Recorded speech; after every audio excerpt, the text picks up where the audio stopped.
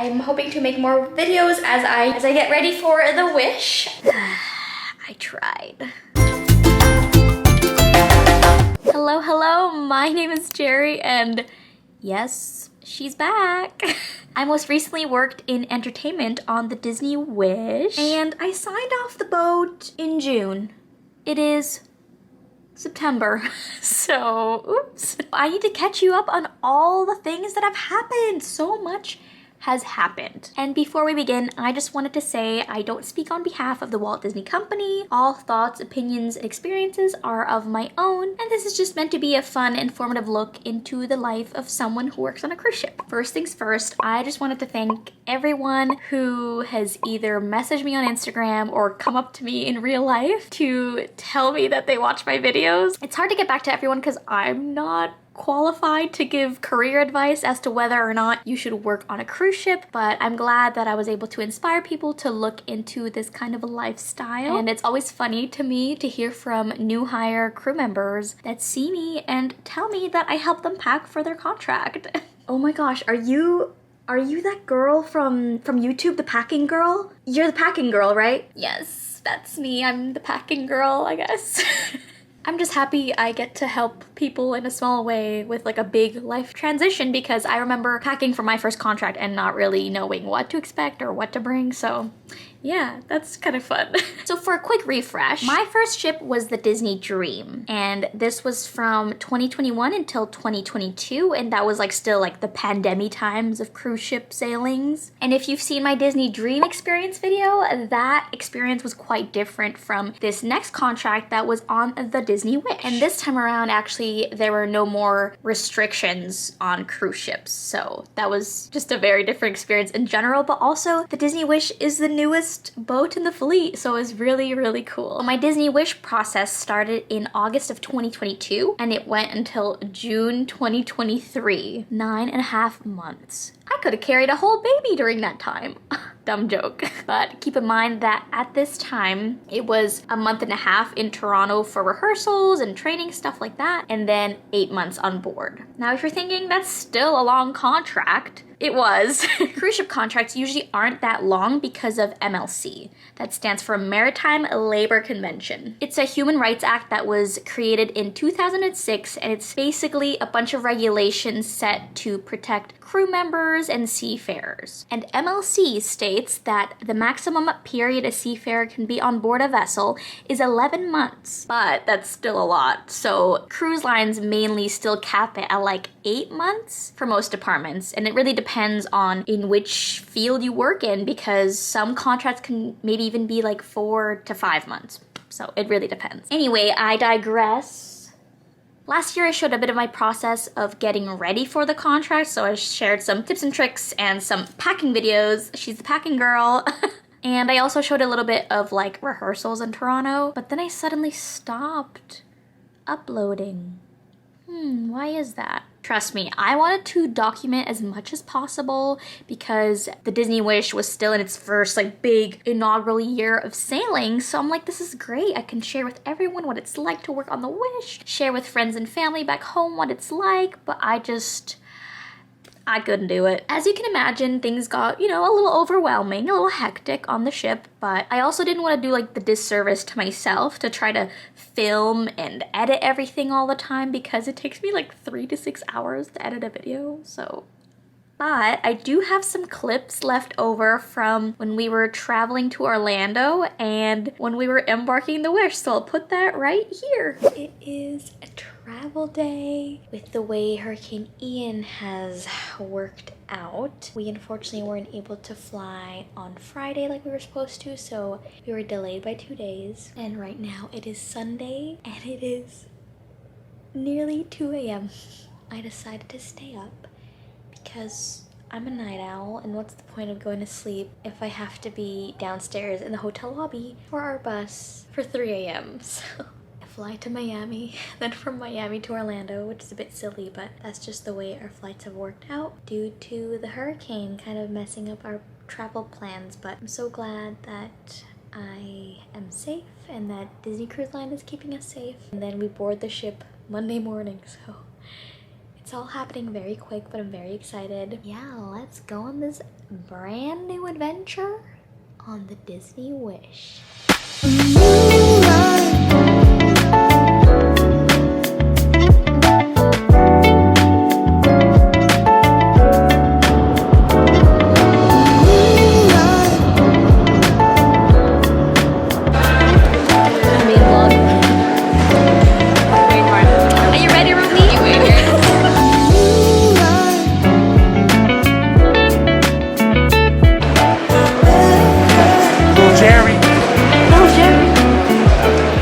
Arrived in Miami.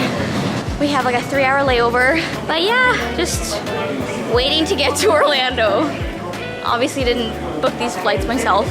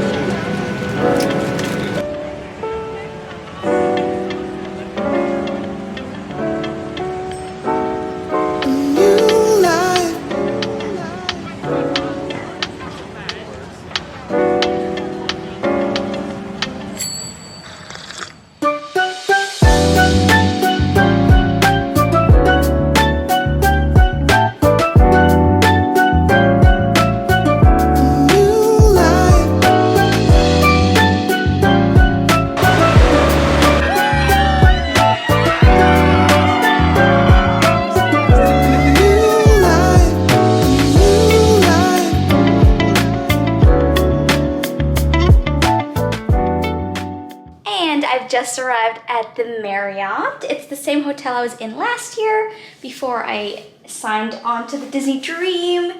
It's a great bathroom with a great mirror, standing shower, and yeah, it's the same layout I had last year with this kind of fancy headboard and 2 beds. Good morning. I'm so excited. It is currently, what time is it, Tom? 4:42 in the morning. We have to be ready for the buses at 5:15. So we're just down here in the lobby, gonna eat our breakfast, fill out some paperwork, and then it's Disney Wish sign-on day.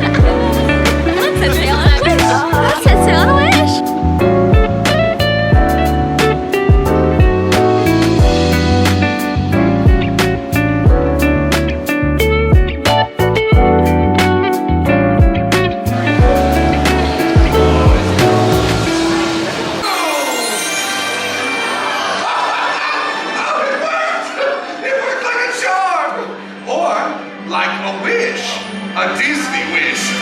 Oh, and look up there.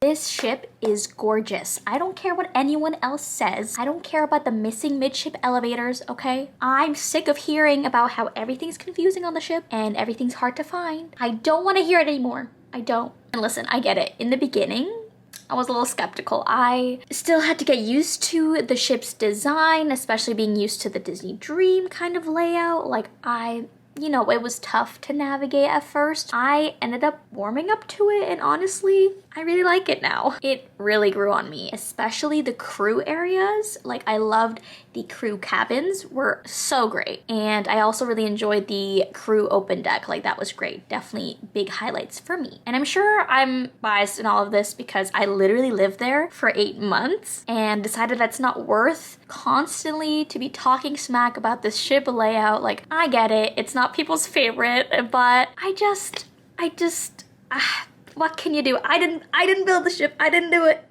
Is there room for growth and improvement in the future? Absolutely. Certain guest areas are just so not accessibility friendly and get very congested at times. And that's just how it is. And it sucks that that's how it was built, but go in it with an open mind and you will enjoy yourself. I promise you. There's lots to do and lots to see there. I promise. Anyway, that's that on that. I had a very good timing with my contract because I just got to celebrate so many fun, different special occasions. While I was there, we celebrated Halloween. Then we celebrated, of course, the holidays, and my birthday was right after Christmas. And then we celebrated the New Year, got to ring in the New Year on the boat. That was so, so fun. And then there was a Run Disney event on Castaway Cay. There was Valentine's Day, many a pirate night. And of course, there was Disney Cruise Line's 25th anniversary at sea. Crazy. I truly made so many core memories in such a short amount of time, and I'm just really grateful for all my friends and the crew on the ship that made it just such an easy time, even though it was a long contract. Like, I'm not gonna lie, it was very tiring and I was very burnt out by the end because it's just not even anything to do with the workload itself. Like, yes, is it exhausting to work anywhere from like 50 to 65 hours a week? Absolutely. So maritime law is very different. It was more the fact that you're usually fighting tiredness. You have to take care of yourself. You have to really focus on making sure you're okay so you can bring magic to others, because if you don't feel magical, then you're not gonna bring magic to other people, you know what I'm saying? So it's just like hard to navigate that when you're on a ship for so long and you see the same thing every single day. Nassau, Bahamas, great. Castaway Cay, great. Like, I don't want to sound ungrateful, but it's just very, very repetitive. I'm just trying to be real with you. And even though we were always tired, we would still make time for our embark mornings off. We would go to Disney World because we had our passes to get in the parks, but we just don't have a lot of time. So we would do these speed runs where we had like 3 to 4 hours in the park, and like, it's a bit ridiculous, but it's fun. So here's an example of that.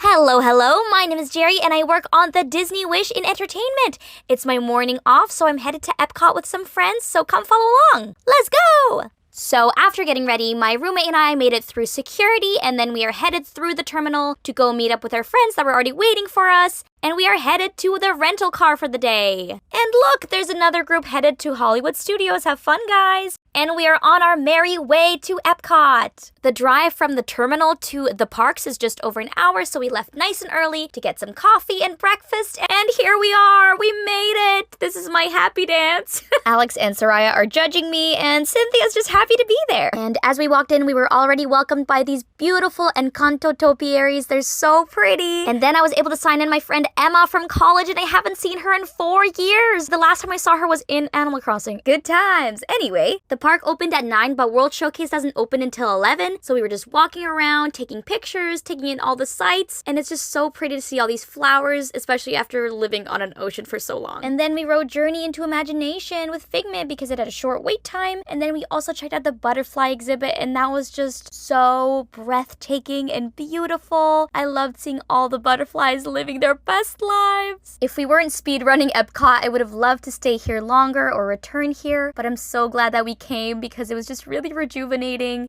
After that, we were just kind of filling time until World Showcase opened, and we ended up writing Living with the Land. And I nearly fell asleep. But it was so peaceful, and I learned a lot about agriculture. Yay. Then we ran back to meet Joy from Inside Out, which was one of my favorites, as well as Vanellope von Schweetz. We watched her entrance and everything. It was great, and she was super cute. She was like picking flowers off of my outfit to hand out to all of my friends and we took a photo, and it was really, really cute. And then our friend Gabby also met up with us, and we started running around the world.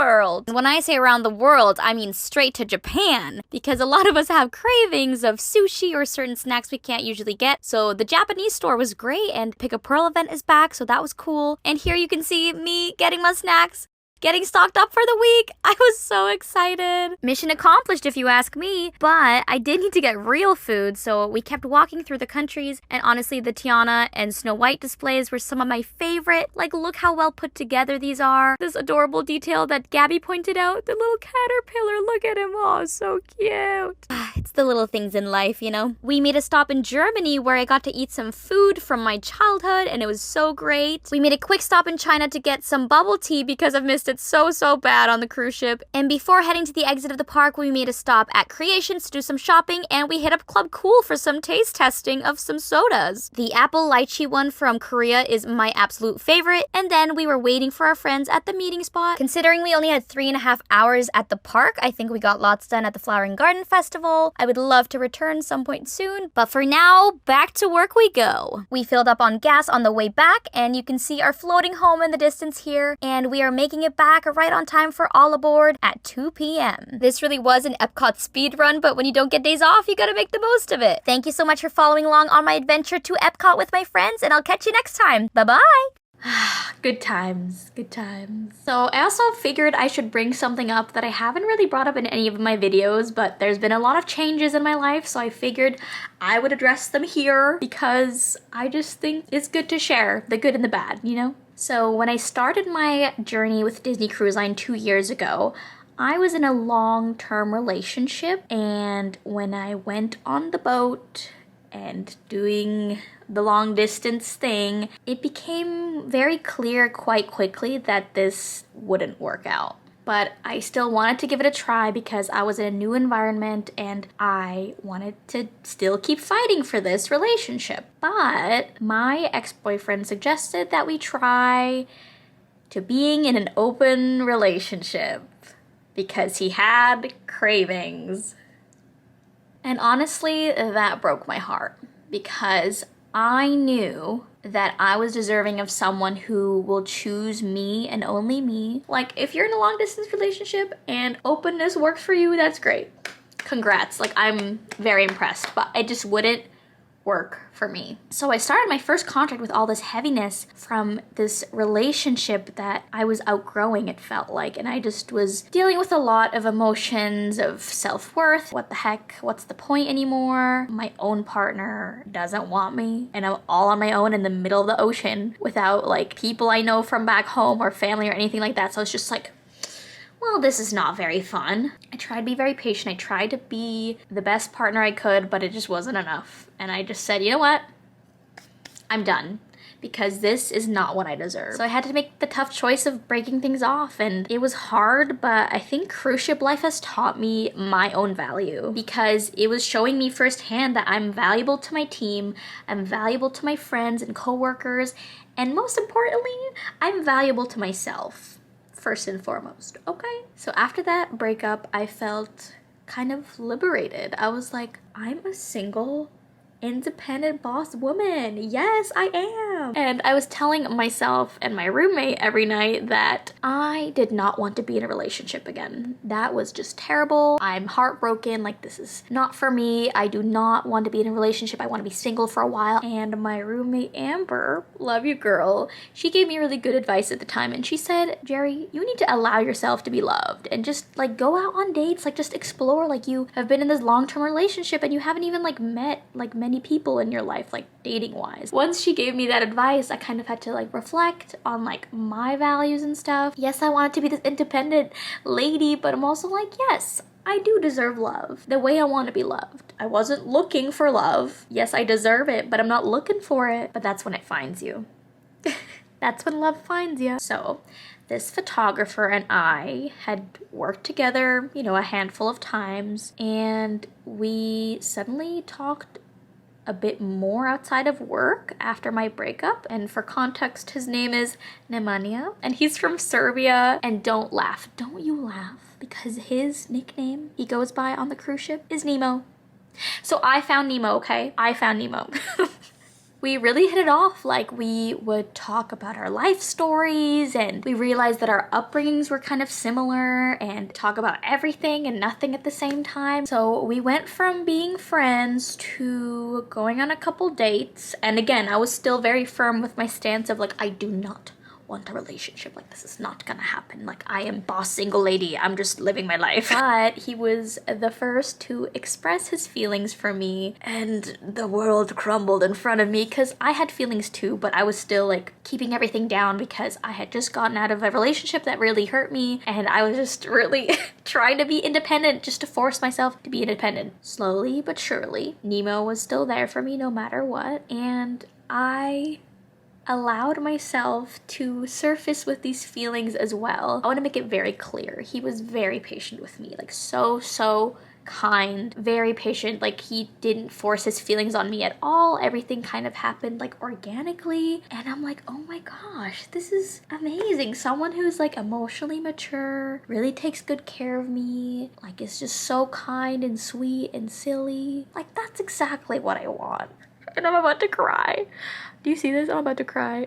I just love him so much. I'm not even at the end of the story. I'm so sorry. Wait, let me collect myself. He was very respectful of my boundaries, and you know, a couple months go by and I'm a little more open to like make it more official. And I was like really scared of this part because my cast already was making fun of me for finding Nemo and stuff, so it was just so silly. Thinking back, it's just so funny that I was just so scared of what other people would think, that I just got out of a relationship and now I've fallen in love so quickly. But you know, it happens. When you know, you know. So anyway, fast forward, it's the end of the contract and we have to part our ways, and it's really sad because we don't know the next time we're gonna see each other. But Nemo was able to fill out this special request form to transfer to the Wish, because at this point I already knew I was gonna be going on the Wish for my next contract, and the request was approved. So he was able to join me on the Wish, and we had a beautiful time together. We got to explore the new ship, keep working at ourselves, and we actually made a promise to ourselves that we would work really hard and we would save up a lot of money to go on this like big European dream vacation of ours, and we did it. So at the end of my Wish contract, Nemo and I went on a vacation and we went back to my home country of Switzerland. If you didn't know, I was born and raised in Switzerland and I have family that lives there, so with all the hard work that we did on the Wish, we were able to go to Switzerland and see my family, and we were able to go to Serbia and see his family. We ended up booking a Disney cruise because we got a great discount on it, and it was European season and we were already there. And then we ended it off in the UK, but I gotta address what's in the title of this video. We did get engaged in Switzerland. That's the ring. It's really beautiful. It's an opal in the middle here. It's so pretty. Nemo proposed to me in Switzerland, where I was born and raised. It happened on a mountain, like overlooking my childhood home, like my childhood town, and it was just so perfect. And it was just like, wow, so much has changed, and Disney Cruise Line is to thank for that, I guess. So yeah, I'm just really happy. We are still currently working on ships for however long, so the wedding's not happening anytime soon, but eventually Nemo will be moving to Canada next year, and yeah, it's really exciting. So I figured I would share that because you're gonna see him probably in a few of my videos. So yeah, that's my story, my love story, my love life. You know it all now, bestie. Sorry for rambling for so long, but I just figured it was cool to share the developments over time of like my experience with Disney Cruise Line and working on the Wish and stuff like that, how this has all come to be, like how I'm engaged now. It's insane. It's incredible, like the growth you get when you work on a cruise ship. So I'm never gonna tell you, yes, you must try the cruise ship if you wanna work there. I will always encourage you because I think there's a lot of experiences and friends to be made, but I think you are forced to grow on a cruise ship more quickly compared to land because, first of all, you're working so many hours and you really have to take care of yourself. You just meet so many special people and you build such special connections. So round of applause if you made it to the end of the video. Like, you're a real one. Thank you very much for being interested in my life, and I hope to share a little bit more in the future coming soon. Comment down below what intrigued you about my story. I would love to hear. Thank you so much for watching and have a great rest of your day. Bye!